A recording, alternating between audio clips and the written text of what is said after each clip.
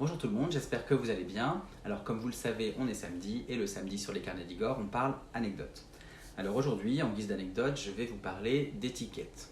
Alors non, je ne vais pas vous parler de ces petits bouts de tissu rectangulaire que vous trouvez sur vos vêtements. Non, je vais vous parler de l'étiquette avec un grand E.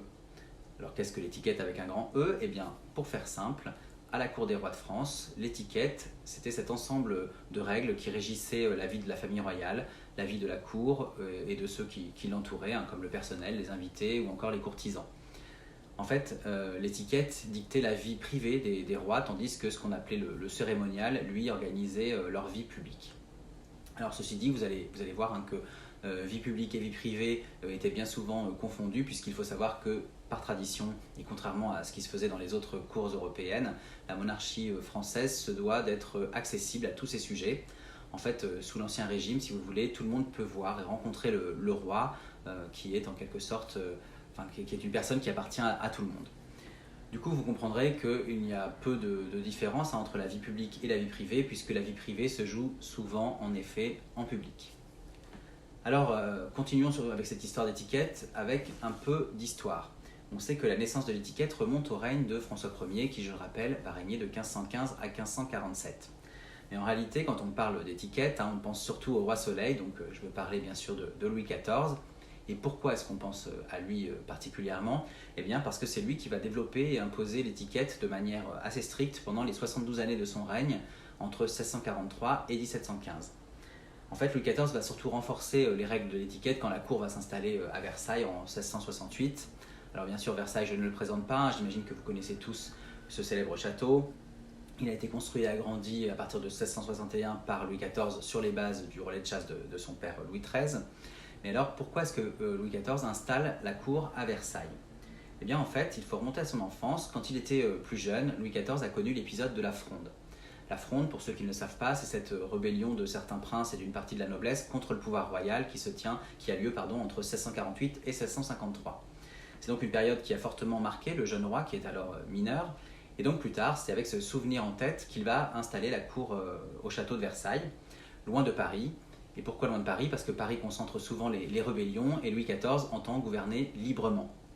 En fait, c'est plus subtil que ça, en s'éloignant de la capitale, il garde la cour isolée, près de lui, et donc vous l'aurez compris, il peut plus facilement la contrôler.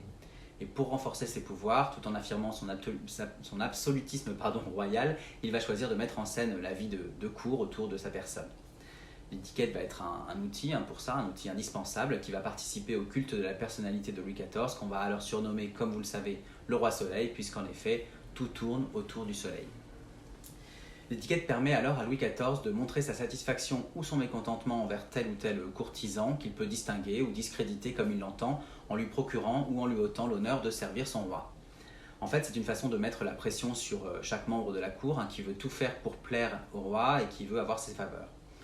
Avec ce système, finalement, chaque courtisan est en concurrence avec les autres et au final, le roi va garder le pouvoir puisque quand les courtisans se chamaillent pour le servir, eh bien figurez-vous qu'ils n'ont évidemment pas le temps de comploter contre lui. Alors dans la pratique, sous Louis XIV, l'étiquette va régir le code de conduite de la cour de Versailles avec des tâches et des devoirs précis affectés à chacun selon son rang social et elle va instaurer des règles strictes qui vont codifier les différentes étapes de la journée du roi. En réalité, l'idée est que chaque sujet doit pouvoir savoir où est le roi et ce qu'il fait à chaque heure de la journée, si bien que, comme le disait Saint-Simon, je cite, « Avec un almanach et une montre, on pouvait à 300 lieues d'ici dire ce qu'il faisait ».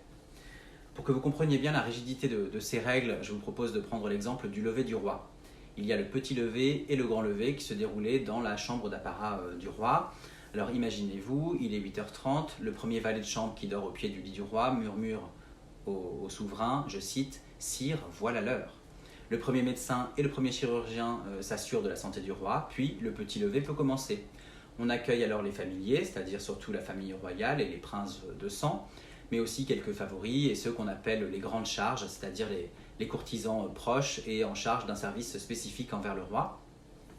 Alors le roi est lavé, coiffé et rasé, il choisit sa perruque et le grand lever peut commencer. Le roi est alors habillé, il prend un bouillon en guise de déjeuner, notez qu'à l'époque on ne dit pas petit déjeuner mais déjeuner. Les personnages les plus importants de la cour et les domestiques royaux les plus proches sont accueillis. Au final, on a plus de 100 personnes qui assistent chaque jour au lever du roi.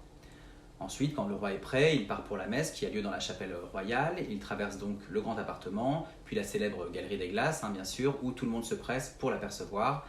Mais comme je vous le disais, le roi il est toujours accessible, donc pendant ce trajet, certains peuvent lui parler ou même lui glisser une note écrite s'ils ont des choses à lui demander. Une fois la messe passée, le reste de la journée est lui aussi planifié. Il y a le conseil à 11 heures, le dîner seul ou en comité réduit à 13 heures. Donc là aussi, attention, le dîner est notre déjeuner actuel en fait. À 14 heures, selon le choix du souverain, il y a une promenade ou la chasse. Puis à 18 heures ou 19 heures, ce sont les divertissements avec les jeux et les soirées en appartement. À 22 heures, c'est l'heure du souper au grand couvert, donc c'est-à-dire notre dîner. Il se fait ce souper au grand couvert en public dans l'antichambre de l'appartement du roi qui lui mange entouré de sa famille sous l'œil des courtisans qui se pressent pour assister au souper. Le roi se retire ensuite dans ses appartements plus privés pour profiter de sa famille, de ses proches, avant de se coucher à 23 heures. Et là encore, c'est reparti. Sachez que le coucher du roi se fait aussi en public et dans l'ordre inverse de la cérémonie du lever. On a le grand coucher en public, puis le petit coucher en présence de la famille plus proche. Voilà, alors que vous voyez que la vie du roi est minutée et visible de tous. Il n'y a en fait que quelques heures qu'on appelle les heures rompues, pendant lesquelles le roi peut jouir d'un peu d'intimité. De la même façon, l'étiquette régit la journée de la reine, de son lever à 8h ou 9h jusqu'au souper au grand couvert à 22h, en passant bien sûr par ses accouchements qui, eux, se font aussi en public. Alors après Louis XIV, pour Louis XV et Louis XVI, qui sont plutôt en quête d'intimité, les règles vont être assouplies et seront moins régulières. Dès qu'ils le peuvent, ces deux rois habitent leurs appartements privés, ils ne se rendent dans la chambre d'apparat que pour les cérémonies du lever et du coucher, mais en réalité, ils n'y dorment que très peu.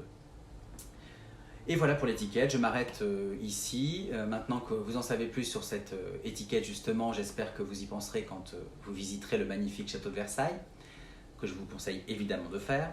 En attendant, je vous donne rendez-vous sur mon blog, lescarnetsdigor.fr, pour retrouver mes articles et mes podcasts dédiés à mes visites de Versailles. Je vous invite aussi évidemment sur mes comptes Instagram, Facebook et YouTube pour découvrir d'autres anecdotes et toutes mes actualités. D'ici là, je vous dis à très bientôt et je vous souhaite une très belle journée.